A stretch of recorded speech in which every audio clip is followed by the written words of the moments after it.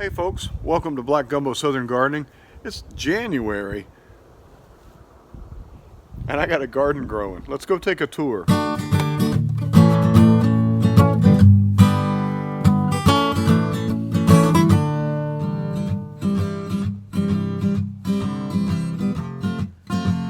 Okay, so I'm in Zone 9A on the Texas coast and we've had a very mild winter, and so I've had things growing in my garden pretty much since the spring, non-stop.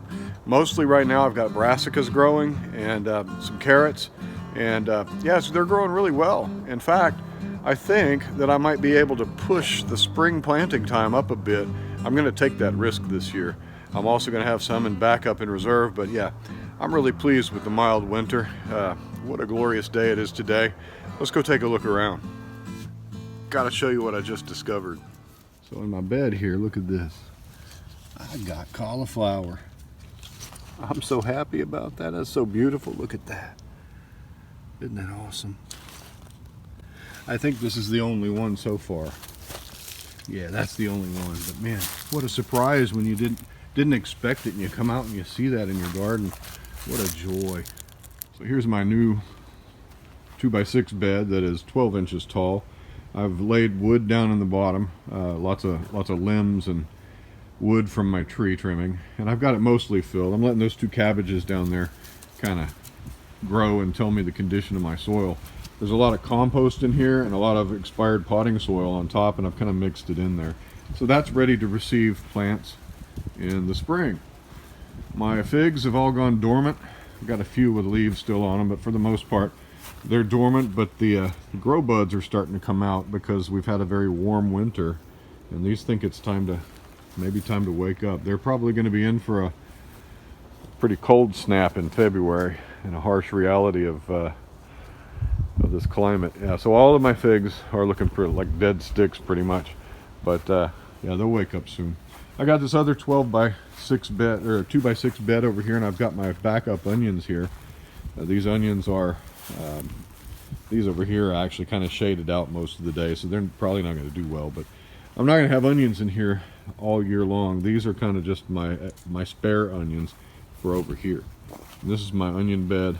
I've got these planted maybe about 2 or 3 weeks early, but since it's so warm, I'm not worried about it.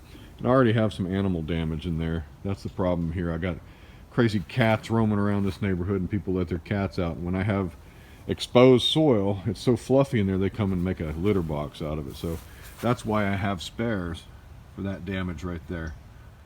Yeah, my kale's doing great.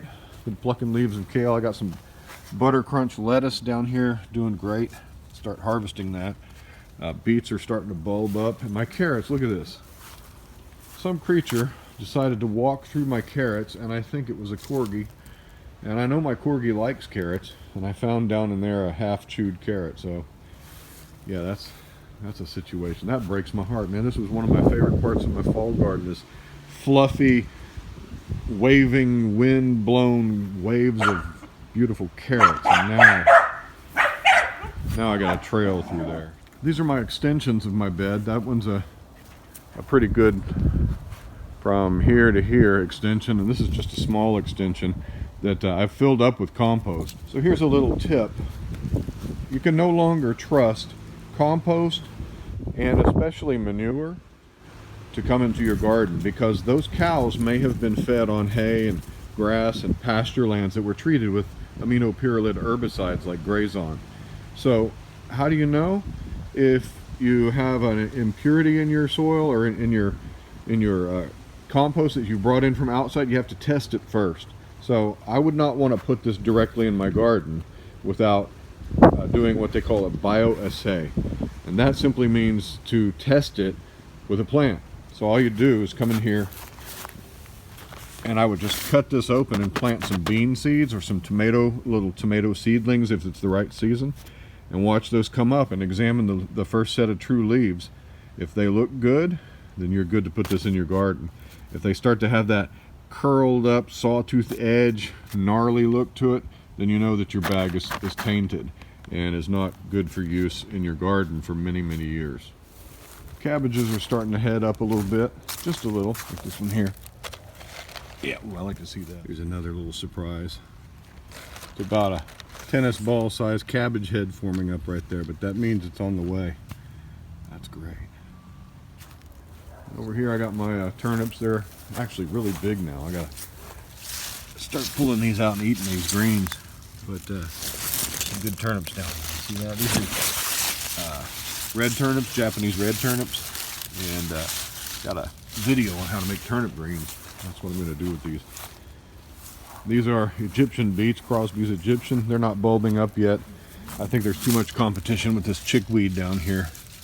That's okay. The greens are good too. And then here's my couple more green cabbages here, but these are my Chinese cabbages. These are heading up real nicely. Real taut there. This one here is the best one so far. But this will be kimchi. And I'm going to be making that as soon as my supplies come in. Got some cabbages in containers and some kale over here.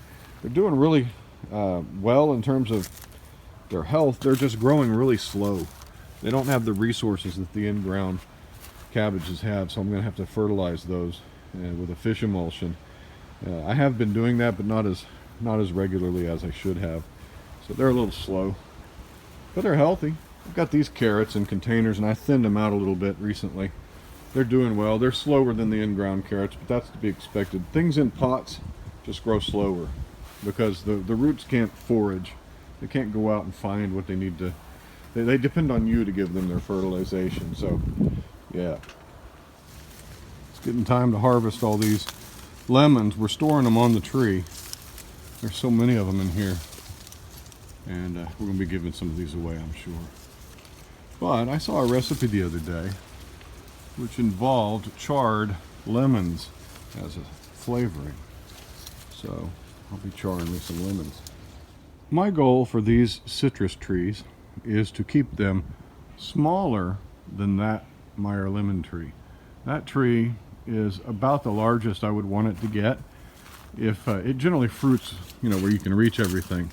But if it gets higher than that, I'm not going to be able to reach that fruit. And you can see there's more fruit than we could possibly use here. So keeping this tree about that size, that's about 12 feet across, and about that's a 6-foot fence, so that's about 9 feet tall. Yeah, that's a little large. I want to keep it about 8 to 10 feet across and about the same height. So yeah, a little fruit tree.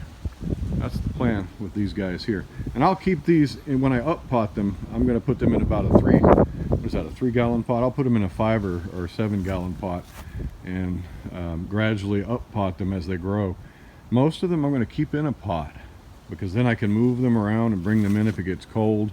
I can take care of them better.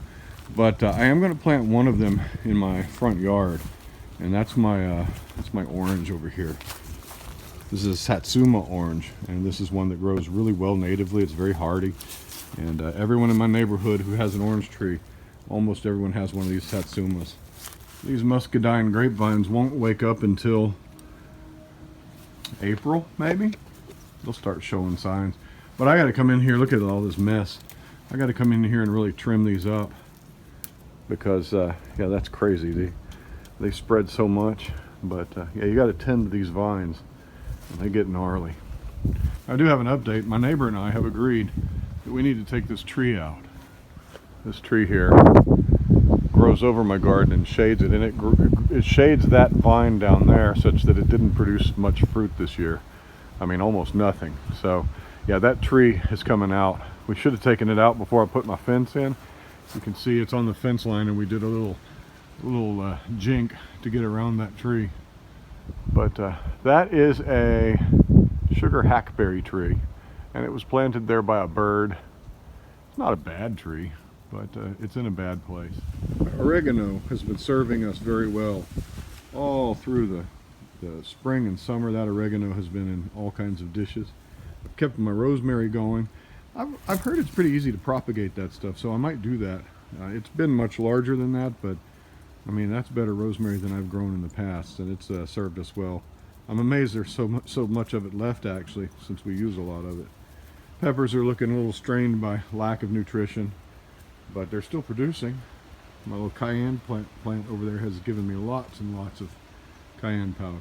Compost is really slowed down. It's not even up in the heat zone right now, and I can't seem to get it boosted no matter what I put in there. I've got a layer of carbon on top and some soil from some plants I had to pull out. I shook it in there off the root ball, and as soon as I get some more nitrogens, that ought to kick off. But right now it's cold outside, cold in the pile, so yeah, that ought to kick off though once I get some greens thrown in there. I got to trim my yard. It's looking a little shaggy, and I'll put everything in here, and that ought to give it a boost. But look here on the other side, got my leaf mold. Leaf mold is a cold process. It's a fungal process, and I've been watching this gradually go down little by little. It was up to about right there, and now it's gradually going down. I'm using my leaf mold to store some spare onions too. I just kind of plug them in here and throw some water on them. They're doing fine. If I need to replace onions in my garden, I've got some over here, at least until they die off from lack of sun. This is kind of shady over here. You can grow year-round, 3 distinct seasons in Zone 9A. But 9A, you can grow year-round. Now, yes, every now and then you'll get a hard freeze that's going to zap your garden, and you can't help that. But you can't not try. I've been really pleased this year with the garden. We're going to be starting seeds probably in the next week. I'll show you a lot of seed starting videos, and we're going to do a question and answer episode 5 in the next week as well, because I've got lots of great questions from you guys. I've got a list of about 40 of them. I'm only going to get to 5 or 6, maybe 7 in each episode. So now I have a backlog. But a lot of y'all are asking the same question. I'll condense those into the same, you know, like timing. How do you time your seed planting? How do you time your starting? I'll put several of those questions in one, and I hope to answer them for you. So yeah, thanks for joining us on this little tour. Not much to see, but it really is nice to see in January. Like us on Instagram and follow us on Facebook. And please subscribe if you haven't. We're trying to get to 25,000 subscribers. We've only got about 60 to go, according to stats this morning.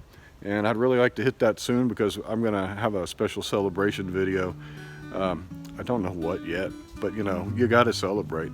But yeah, thanks for joining us today. We'll talk to you next time. Happy gardening to you. Bye-bye.